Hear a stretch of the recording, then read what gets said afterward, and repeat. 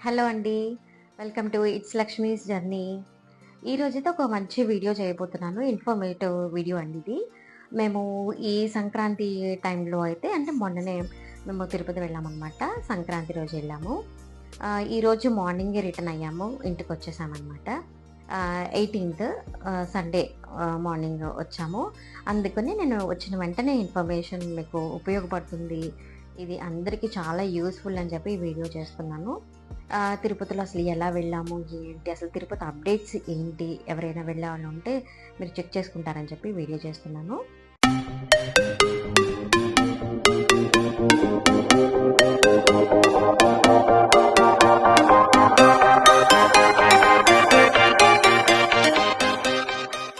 మేము సంక్రాంతి రోజు బయలుదేరి కనుమ రోజు వెళ్ళాము. అంటే 15థ్ బయలుదేరి 16థ్‌కి వెళ్ళాము.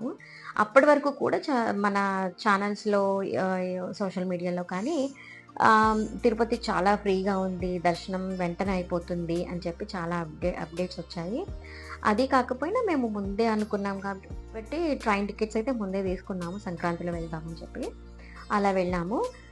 వెళ్ళిన తర్వాత ముందు రోజు వరకు కూడా భోగి రోజు వరకు కూడా చాలా ఫ్రీగా ఉందండి తిరుపతి. వాళ్ళు చెప్పిందంతా కూడా నిజమే. చాలా ఫ్రీగా దర్శనం అయిపోయింది. ఎటొచ్చి సంక్రాంతి తర్వాతటి నుంచి అసలు సినిమా స్టార్ట్ అయిందనమాట అక్కడ. సంక్రాంతి ఆఫ్టర్‌నూన్ నుంచి రష్ అయిపోయిందండి. బాగా రష్ అయిపోయింది. మేము ఎలా ప్లాన్ చేసుకున్నామంటే ఓకే నడిచి వెళ్దాము. మాకు ముందే మొక్కుంది. నడిచి వెళ్తాం కాబట్టి దర్శనం జరుగుతుంది. ఫ్రీగానే జరుగుతుందని ఎక్స్‌పెక్ట్ చేశాము. సో, నడిచెళ్తాం కాబట్టి అంత ఇబ్బంది పడాల్సిన అవసరం లేదని అనుకున్నామనమాట. యాక్చువల్‌గా ఇప్పుడు అసలు నడిచి వెళ్ళడానికి ఏంటి? ఇప్పుడు ఉన్న అప్డేట్స్, కండిషన్స్ అయితే మీకు చెప్తాను. జనరల్‌గా మనం నడిచి వెళ్తే శ్రీవారమెట్టు ఒకటి, అలిపిరి ఒకటి 2 రూట్స్ నుంచి వెళ్తాం కదా! అలాగే కింద ట్రైన్ దిగ్గానే విష్ణువాసం, శ్రీనివాసం కాంప్లెక్స్‌ల్లో కూడా ఎస్ఎస్‌డి టోకెన్స్ వేస్తూ ఉంటారు. ఇంకొకటి బస్ స్టాప్‌లో ఒకటి వేస్తూ ఉంటారు. అంటే టోటల్‌గా 5 ప్లేసెస్‌లో మనకి ఎస్ఎస్‌డి టోకెన్స్ ఏస్తూ ఉంటారు దర్శనానికి. ఈరోజు ఇప్పుడు టోకెన్ మనము ట్రైన్ దిగ్గానే మార్నింగ్ 5:00 అలా ఉంటుంది. ఒక్కోసారి 4:00 ఉంటుంది. అక్కడున్న టైమింగ్స్‌ని బట్టి అంటే 5 ప్లేసెస్‌లో ఉన్నాయి గాబట్టి ఒక్కొక్క ప్లేస్‌కి కూడా 5000 టోకెన్స్ అయితే ఇస్తారట. అది మనము ఇన్ని రోజులు కూడా జరిగే అలా జనరల్ ప్రాసెస్ అది. మనము ట్రైన్ దిగుతాము. విష్ణువాసం కానీ, శ్రీనివాసం కానీ వెళ్తాము. టోకెన్స్ వేసుకొని అక్కడి నుంచి బై వాకా లేదంటే బస్సా అనే దానికి వెళ్ళిపోతూ ఉంటాం. అలా ఫస్ట్ మేము అలిపిరి నుంచి నడిచి వెళ్దాం అనుకున్నామనమాట. అలిపిరి నుంచి వెళ్దాం అనుకున్నాం కాబట్టి భూదేవి కాంప్లెక్స్ అక్కడికి దగ్గరగా ఉంటుంది. అక్కడికెళ్ళిన తర్వాత చూస్తే జనమైతే బానే ఉన్నారు. చాలామందున్నారు. బట్ అది ఎప్పుడు ఓపెన్ చేస్తారనేది మాత్రం ఎవ్వరికీ తెలీదట. ఎంతమంది జనం ఉన్నారంటే, వాళ్ళసలు ఎలాంటి ఇన్ఫర్మేషన్ తెలియకుండానే ఓకే ఇస్తారు అని చెప్పి బ్లైండ్‌గా లైన్‌లో ఉన్నారు. అక్కడున్న అసలు ఇన్ఫర్మేషన్ ఎవ్వరికీ ఇన్ఫర్మేషన్ లేదండి. అక్కడ ఒక బోర్డ్ కానీ, చెప్పే ఒక సెక్యూరిటీ కానీ అసలు ఎవ్వరు లేరు. ఆహ్, అక్కడ అలా వెళ్ళే వాళ్ళ ఆటో వాళ్ళకి కానీ అలాంటి వాళ్ళని అడుగుతూ ఉన్నాము. ఒక్కొక్క ఆటో పర్సన్ ఒక్కొక్క ఇన్ఫర్మేషన్ ఇస్తూ ఉన్నారు. ఇది కూడా ఒక ప్రాపర్ ఇన్ఫర్మేషన్ అయితే లేదనమాట. మేము టోల్ ఫ్రీ నెంబర్‌కి కూడా కాల్ చేసాము. టోల్ ఫ్రీ నెంబర్ అయితే అసలు కరెక్ట్ ఆన్సరే చేయలేదండి. ఆహ్, అప్పుడు అసలు మా వారు ఫోన్ చేశారు. లిఫ్ట్ చేయలేదు కూడా అనుకుంటా వాళ్ళు. అంటే ఎలాంటి సర్వీసు లేదు. అలాగే మేము పోనీ నడిచి వెళ్ళిపోదాము. ధైర్యంగా నడిచి వెళ్ళిపోతే అక్కడ మనము టోకెన్స్ వేయించుకోవచ్చు అని అనుకున్నాము. శ్రీవారం మెట్లు నుంచి నడిచి వెళ్ళినా, అలిపిరి నుంచి నడిచి వెళ్ళినా అక్కడ టోకెన్స్ ఆపేశారట వేయడము. అంటే ఇది ఆల్రెడీ 3, 4 మంత్స్ నుంచే జరుగుతుందట ఇలాగా ఆపేసి, టికెట్స్ ఆపేసి 3, 4 మంత్స్ అయిందట. అక్కడ కూడా టికెట్స్ వేయట్లేదు. అలాగే విష్ణువాసం, శ్రీనివాసం కోసం అడిగితే అక్కడ మార్నింగ్ 12:00కి తీస్తాను అని చెప్పారు ఓపెన్ చేసి. కాకపోతే 12కే ఓపెన్ చేసి నెక్స్ట్ డే దర్శనానికి ఇస్తానని చెప్పారు. ఇక్కడ మేమేంటంటే 2 డేసే ప్లాన్ చేసుకున్నాము. ఇంకా అప్పటి వరకు అక్కడ టైం వేస్ట్ చేసుకోవడం ఎందుకు అని చెప్పేసి మేము నడిచి వెళ్ళే ప్లాన్‌నయితే మార్చేసుకున్నామండి. ఎందుకంటే తప్పలేదు. అసలు దైవ దర్శనానికి వెళ్ళినప్పుడు అలా మొక్కు తీర్చుకోకుండా రావడం మంచిది కాదు. కాకపోతే మాకు ఇంక టైం లేకపోవడం వల్ల అలా చేయాల్సొచ్చింది. మేము నడిచి వెళ్ళడం నడిచి వెళ్ళడం మానేసి ఇంకా బస్సులో అయితే వెళ్ళిపోయామనమాట. బస్సులో పైకి వెళ్ళిపోయి అక్కడ లాకర్స్ అయితే తీసుకున్నామండి. లాకర్స్ తీసుకొని అక్కడే ఫ్రెష్ అవ్వడానికి అవన్నీ కూడా ఉన్నాయన్నమాట. అది అని చెప్పేసి ఒక ఒక పెద్ద బిల్డింగ్ అయితే అది ఓపెన్ చేశారు కొత్తగా రీసెంట్‌గానే. అంటే మొన్న దసరా నవరాత్రుల్లో ఓపెన్ చేశారట. అదైతే బావుంది అని చెప్పేసి అక్కడికి వెళ్ళాము. అదొక 3 ఫ్లోర్స్ బిల్డింగ్ అనమాట. అక్కడే మనకి లాకర్స్ ఇస్తున్నారు. అక్కడే మనం ఫ్రెష్ అయిపోయి దర్శనానికి వెళ్ళాల్సి ఉంటుంది. రూమ్స్ ఏమీ లేకపోతే గనక. మేమైతే అదే చేసాము. లాకర్స్ తీసుకొని దర్శనానికి కరెక్ట్‌గా ఆహ్, 10:30, 11 కల్లా స్టార్ట్ అయ్యామండి. వెళ్ళాము. వెళ్తే మనము న్యూస్‌లో చెప్తూ ఉంటారు గదా! శిలాతోరణం నుంచి లైన్ ఉంది అని చెప్పి. అదేనండి. పాప వినాశనం, శిలాతోరణం ఉంటాయి కదా! అక్కడ వరకు వెళ్ళాల్సొచ్చింది మేము సర్వదర్శనం కోసం. అసలు అదే ఒక 5-6 కిలోమీటర్స్ ఉంటుంది. So, okay. నడిచి వెళ్ళగలిగే వాళ్ళైతే నడిచి వెళ్ళొచ్చు. బట్ పెద్దవాళ్ళు కానీ, చిన్న పిల్లలు గానీ ఎప్పుడు ఇలాంటి రిస్క్ చేయకండి. ఎందుకంటే చాలా టార్చర్ ఉంది లోపల. మేము వెళ్ళాము. వెళ్ళంగానే ఒక ఎక్స్‌పెక్టెడ్ దర్శన్ టైమింగ్స్ అని చెప్పి 30 అవర్స్ అని చెప్పి బోర్డ్ అయితే కనిపించింది మాకు. అది చూసైతే మేము షాక్ అయ్యాము.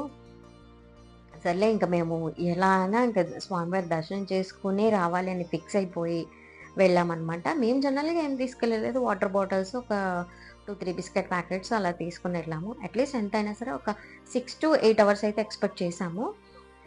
కాకపోతే అది 6-8 అవర్స్ కాదు. 24 అవర్స్ కూడా కాదు. ఏకంగా 30 అవర్స్‌కి ఎక్స్‌పెక్టేషన్స్ చూపిచ్చారక్కడ. ఓకే అని చెప్పి మేము వెళ్ళాము. వెళ్ళిన తర్వాత అక్కడ అసలు మెయింటెనెన్సే ఏమీ లేదండి. కూర్చోనన్న. మెయింటెనెన్స్ ఏమీ లేదండి. ఒక ఇది ఎప్పటినుంచో మా డ్యాడీ కూడా వచ్చారు. వీడియోలో మీకు మా డ్యాడీ ఎక్స్‌పీరియన్స్ కూడా చెప్తారు. వినండి. అసలు చెప్పు నాన్న. నువ్వు ఎన్ని రోజుల నుంచి వెళ్తున్నావు అసలు తిరుపతి? నేను వెళ్ళటం మొదలుపెట్టి ఇంచుమించు 35 ఇయర్స్ నుంచి వెళ్తాను. 35 ఇయర్స్ నుంచి. నువ్వు ఎప్పుడైనా ఇంత 30 ఇయర్స్ నుంచి ఈ 30 అవర్స్ ఎప్పుడైనా ఎక్స్‌పెక్ట్ చేసావా అసలు దర్శనానికి? ఎప్పుడూ వెళ్ళలేదు. 35 ఇయర్స్‌లో ఎప్పుడూ ఇలాంటి ఎక్స్‌పీరియన్స్ ఎప్పుడూ చేయలేదు. ఎక్స్పీరియన్స్. ఏదైనా 2-3 గంటలు 4 గంటల్లో వచ్చేవాళ్ళం. ఎంత రెస్ట్లో ఉన్నా సరే. మొన్న కూడా దసరా నవరాత్రుల్లో వెళ్ళి కూడా వచ్చా. అప్పుడు 2 అవర్స్లో అయిపోయింది. 1 అవర్లో బయటకు వచ్చాను. రీసెంట్‌గా దసరా నవరాత్రుల్లో వెళ్ళొచ్చారు. అప్పుడు కూడా అసలు 1 అవర్, 2 అవర్స్‌లో వెళ్ళొచ్చేసాను అంటున్నారు. అప్పుడు సీనియర్ సిటిజన్స్ దాంట్లో వెళ్ళావా? మామూలుగా తీసుకుని 300 రూపీస్ టికెట్‌కి వెళ్ళారా? Free ticket. Free ticket. Okay. Time ఇచ్చారు. అప్పుడు ఉన్నాయా ఎస్ఎస్‌డి టోకెన్స్ అవన్నీ? ఇంకా తెలీదా అప్పుడు? ఉన్నాయి. అప్పుడు ఉన్నాయి. ఏంటి టోకెన్స్? అదే మనం నడిచి వెళ్తే టికెట్స్ ఉన్నాయి కదా. నడిచినప్పుడు మొత్తం మా ఫ్యామిలీ తోటి వెళ్ళాం కదా. కింద అప్పుడు అది లాస్ట్ ఇయర్ ఆగస్ట్ లో వెళ్ళారు. మొన్న నువ్వు వెళ్ళినప్పుడు మాత్రం లేవు. అప్పుడు దర్శనానికి వెళ్ళి మళ్ళీ బ్రహ్మోత్సవాల్లో కూడా 1 అవర్ 2 అవర్స్ లో వచ్చేసావు. చాలా బాగుంది. కానీ అప్పటికంటే కూడా ఇప్పుడు అసలు టూ మచ్ ఉంది కదా. ఇప్పుడు అసలు ఈ రోజు అసలు ఎలా జరిగింది చెప్పు. ముందు ఫస్ట్ ప్రాబ్లం ఏంటంటే జనాలకి టికెట్లు ఇవ్వట్లేదని తెలియపెట్టడం లేదు. అసలు ఆ న్యూస్ ఎక్కడ ఏ వెబ్సైట్ లోనూ లేదు. ఎక్కడ ఎలాంటి బోర్డ్స్ లేవు. మన మీద బ్లైండ్ గా వెళ్ళి లక్కీగా ఎవరైనా దొరికి అక్కడ అడిగితే ఆ ఇన్ఫర్మేషన్ తెలుస్తుంది తప్ప లేదంటే అసలు ఎవరికి తెలియదు ఆ విషయం. వెంకటేశ్వర స్వామి దర్శనం అవుద్ది అన్న ధీమాతోటి మేము ట్రైన్ టికెట్లు ఉంటే మేము దర్శనం చేసుకుని ఈజీగా రాగలదు వస్తాం. రూమ్స్ కూడా పెద్దగా మాకు ఇబ్బంది లేదు. ఎప్పుడూ దొరుకుతుంటాయి. ఒకవేళ అవి దొరకకపోయినా లాకర్లు పెట్టుకుని వద్దామని కూడా ఆలోచన వచ్చింది. మొన్న వచ్చాం. కానీ టికెట్లు ఇవ్వకపోవడంతో మొత్తం అన్ని చోట్ల తిరిగాం. ట్రావెలింగ్ అంతా ఎక్కువైంది మాకు.